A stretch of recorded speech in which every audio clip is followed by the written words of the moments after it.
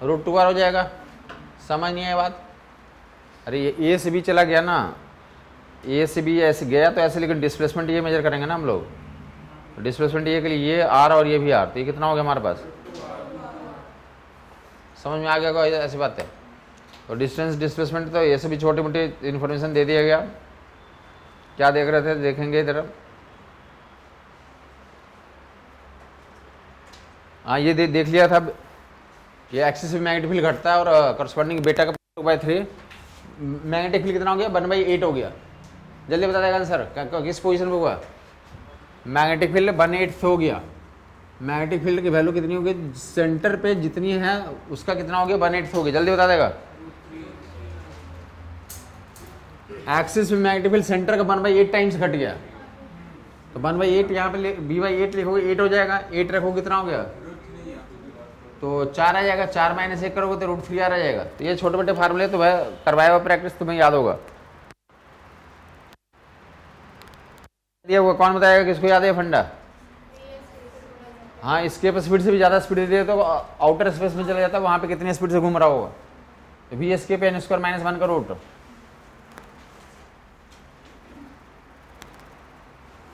तो n वाले फार्मूले तुम्हारे सामने प्लेस रख दिया जा रहा है। डन। आगे मूव करोगे।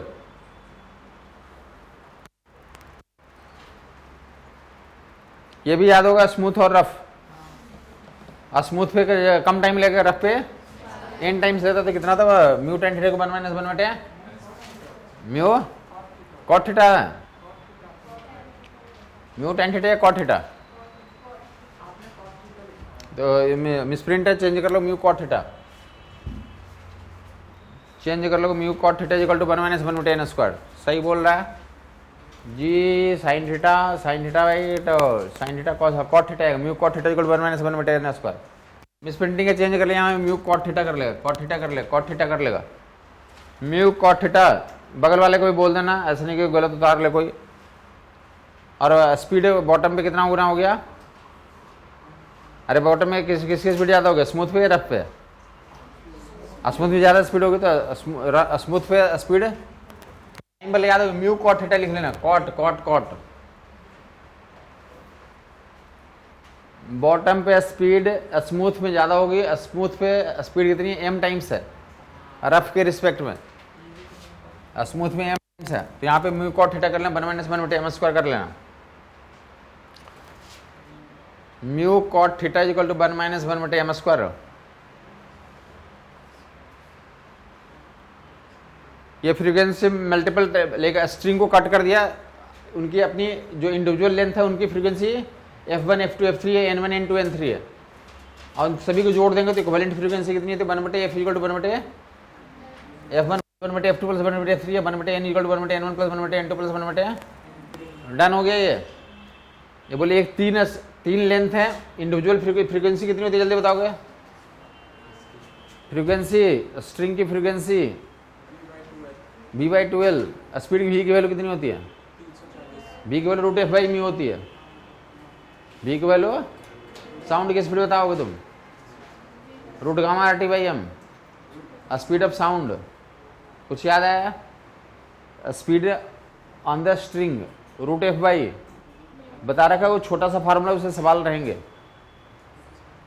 ठीक है।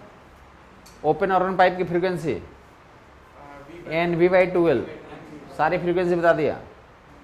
क्लोज्ड की फ्रीक्वेंसी 2n+1 या 2n-1 into v/4l, odd frequency मिलेंगे। कुछ याद है? v/12 v/4l लेंथ दिया हो तो फ्रीक्वेंसी का रेशियो करना, या फ्रीक्वेंसी दिया हो तो क्या करना? लेंथ का रेशियो निकालना। समझ में आई बात? या ओपन ऑर्गन पाइप और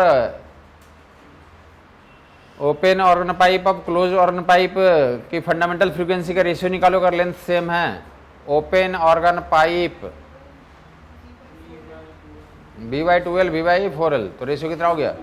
डन कर लोगे छोटी मोटी बात। तो वो क्वेश्चन आएंगे फिर से, तो ऐसा नहीं बोलना कि OOP एंड COP पे क्वेश्चंस रहेंगे। ठीक, या फिर v/√f/μ पे सवाल रहेंगे। v/√f/μ पे सवाल रहेंगे। NV/12 NV/4l रिजोनेटिंग फ्रीक्वेंसी निकालो, साउंड की speed root gamma R T by M, RMS speed 3 R T by M, average speed 8 by pi R T by M, most probable speed. तो इस पे सवाल रहेंगे। जगह मिक्सचर का सीपी निकालना, N1 CB1 plus N2 CB2 plus N3 CB3 by N1 plus N2 plus, तो mixture का सीबी निकल जाएगा, 4 जोड़ दोगे सीपी निकल जाएगा, रेशियो ले लो सीपी एंड सीबी का तो क्या निकल जाएगा, गामा निकल जाएगा। या अलग अलग टेम्परेचर पे मिलाएंगे, N1 T1 plus N2 T2 plus N3 N2 plus N3, तो ये सारा सवाल रहेंगे। तुम इंश्योर करो वहाँ पे जोड़ देते तो तुम एवरेज लेने का काम होगा।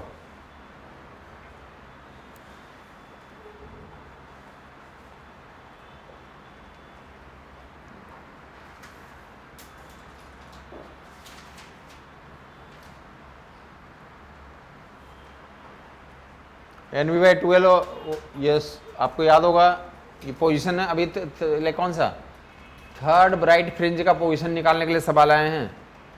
तीसरा ब्राइट फ्रिंज का पोजीशन बता दोगे, n lambda capital D by small D.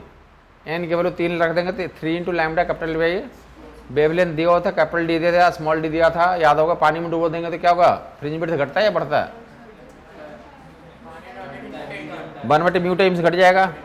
Angular fringe width कितना होता है, लैम्डा बटे small D, lambda by small D. समझ में आई बात, कर लोगे तुम। तो ये सारे आपको डिस्ट्रक्टिव इंटरफेरेंस का दिखा दिया गया है। पोजीशन पूछे जाएंगे, तुम कर लोगे सब छोटे मोटे काम। डिफ्रैक्शन में कितने पॉइंट है, तो 4 पॉइंट ही हमारे लिए थे। डिफ्रैक्शन में 4 पॉइंट कि साइज बराबर होना चाहिए, वेवलेंथ का ऑर्डर का होना चाहिए, वहीं से डिफ्रैक्शन होगा। और फार्मूला है d sine theta equal to N lambda. किसका पोजीशन था ये, मिनिमा, डिफ्रैक्शन मिनिमाज का। और डिफ्रैक्शन मैक्सिमा का तो बीट्स बता दोगे, डिफ्रैक्शन मैक्सिमा का बीट्स बता दो, लैम्डा कैपिटल डी बाई या 2 लैम्डा कैपिटल डी या small D. Diffraction maxima, diffraction समझ में आई बात। तो 2 लैम्डा कैपिटल डी बाई, तो फार्मूले पे वैल्यू पुटिंग के सवाल होते हैं। अगर लेंस लगाया रहेगा तो कैपिटल डी की वैल्यू किसके बराबर हो जाती है, लेंस लगाया हुआ तो कैपिटल डी की वैल्यू फोकल लेंथ के बराबर हो जाती है। फोकस एडजस्ट करने के लिए काम करते हैं। समझ नहीं आया कुछ, तो डिफ्रैक्शन में D sine theta equal to N lambda. और सेकेंडरी मैक्सिमा का पोजीशन को उसको याद है, एक तो मिनिमा होता था डिफ्रैक्शन में D sine theta equal to N lambda, first minima D sine theta equal to lambda हो गया, सेकेंड मिनिमा 2 लैम्डा। और डिफ्रैक्शन मैक्सिमा तो आपको समझ में आ गया, 2 lambda capital D by small D. और secondary maximas 2n+1 lambda capital D by small D या नीचे 2d, नीचे 2d। फर्स्ट सेकेंडरी मैक्सिमा के लिए एन की वैल्यू 1 रख लोगे तो 3 lambda capital D by 2 small D. तो ये याद हो गया। तो डिफ्रैक्शन में इतने ही 4 पॉइंट हमें याद रखने हैं। डिफ्रैक्शन के लिए कितने स्लिट चाहिए, 1 या 2, एक ही सिंगल स्लिट एक्सपेरिमेंट में तो डिफ्रैक्शन बोलते हैं, डबल स्लिट तो यंग्स डबल स्लिट एक्सपेरिमेंट हो गया। इंटेंसिटी का फार्मूला तुम्हें पता है, I1 plus I2 plus 2 √I1 I2 cos delta. I1 I2 जब रहेंगे मैक्सिमम के पहले बोल रखा हमने, ठीक है। तो बाकी जो तो ये बोल्ट वोल्ट लगा रखा होगा तुमने कि मीटर को कैसे जोड़ते हैं, सेटमेंट पे आर्मीटर को सीरीज में जोड़ते हैं, करते हैं, मेजरमेंट कैसे आएगा, तो IG into G equal to I minus IG into S. तो वहाँ से निकल जाएगा। गैल्वेमीटर का जोड़ते हैं पैरेलल में या सीरीज में, गैल्वेमीटर के पैरेलल में शंट को जोड़ देंगे तो क्या बन जाएगा, आमीटर। गैल्वेमीटर के पैरेलल में शंटिंग करेंगे तो आमीटर बनेगा, गैल्वेमीटर में जोड़ेंगे तो क्या बनेगा, वोल्ट मीटर बनेगा। समझ में आ गया वो लोगों को। और रेंज बढ़ाने के लिए तो ये लिखा हुआ, सीरीज में इतना लगा देंगे तो क्या बन जाएगा, ये वोल्ट मीटर का रेंज बढ़ जाएगा। कुछ याद है या नहीं है, रेंज बढ़ाना तो वही काम कर देंगे फिर से।